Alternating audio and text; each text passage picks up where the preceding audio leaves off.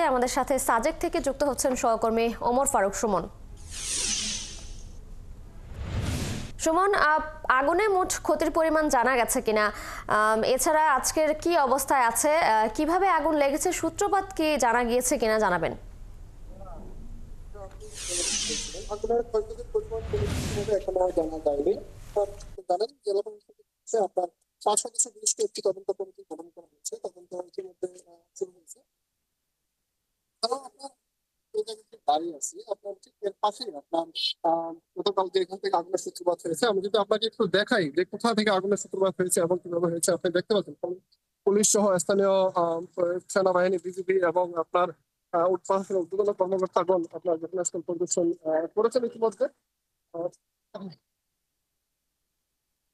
গতকাল ঠিক এই জায়গাটিতে আপনার এখানে আপনি দেখতে পাচ্ছেন যে হেডম্যানের যে লাংথাং লুসাই যে হেডম্যান, ওনার বাসাটা একেবারে পরিত্যক্ত হয়ে গিয়েছে। আর এর পাশেই ছিল আপনার আপনার মেঘ অবকাশ রিসোর্ট, তারপর আপনার আরো একাধিক রিসোর্ট। এখান থেকে আগুনের সূত্রপাত হয়েছে। আগুনে একেবারে আপনার সাজেকে বিশাল ক্ষয়ক্ষতির যে চিত্র আপনারা দেখতে পাচ্ছেন একাত্তরের ক্যামেরার মাধ্যমে।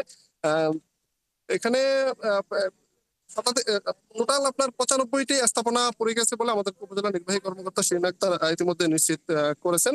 এছাড়াও আপনার স্থানীয় 35 জন ত্রিপুরা এবং লুসাইদের বসত বাড়িও পড়ে গিয়েছে। তাদের সাথে আমাদের কথা হয়েছে, তারা আমাদের যে বিষয়টি জানিয়েছেন যে সরকারের পক্ষ থেকে যদি তাদের পাশে দাঁড়ানো না হয়, তারা তাহলে আর ঘুরে দাঁড়ানোর মতো তাদের অবস্থান নেই। তাদের একেবারে সহাল সম্বল যাই ছিল সবকিছু পুরো ছাই হয়ে গিয়েছে। খুবই মানে হৃদয় বিদারক দৃশ্য যদি আপনি একটু দেখাই ঘুরিয়ে, আপনি দেখতে পাচ্ছেন একেবারেই মানে কোনো কিছু অবশিষ্ট নেই। মূলত এখানে রিসোর্টের পাশাপাশি বেশ কয়েকটি রেস্টুরেন্ট ছিল, সেখানে আপনার গ্যাস সিলিন্ডার ছিল। একাধিক গ্যাস সিলিন্ডার পরপর বিস্ফোরিত হয়ে আগুনের তীব্রতা আরো বেড়ে যায়। আহ বাতাসের তীব্রতার পাশাপাশি তীব্র পানির সংকটের কারণে আপনার 3টি ফায়ার সার্ভিসের 3টি ইউনিট, সেনাবাহিনীর একটি জোন, বিজিবির 2টি ব্যাটালিয়ন, আপনার স্থানীয় পর্যটক এবং রিসোর্ট ব্যবসায়ীরা আপ্রাণ চেষ্টা করেও আপনার দীর্ঘ টানা 5 ঘন্টা আগুনের সাথে যুদ্ধ করে। আর গতকালকে রাঙামাটি থেকেও ফায়ার সার্ভিসের একটি ইউনিট যুক্ত হয়। তারা আপনার রাত 2টা পর্যন্ত নিবিড় যে আগুনগুলো ছিল অবশিষ্ট সেই আগুনগুলো নিবানোর কাজ করে। এখনো ধ্বংসস্তূপ থেকে আপনার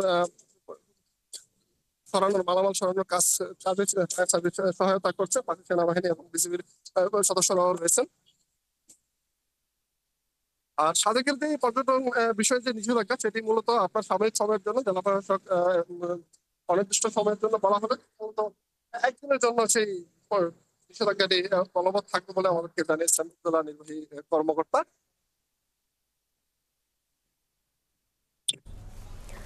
সুমন, আপনি আছেন, খোঁজখবর রাখতে থাকুন।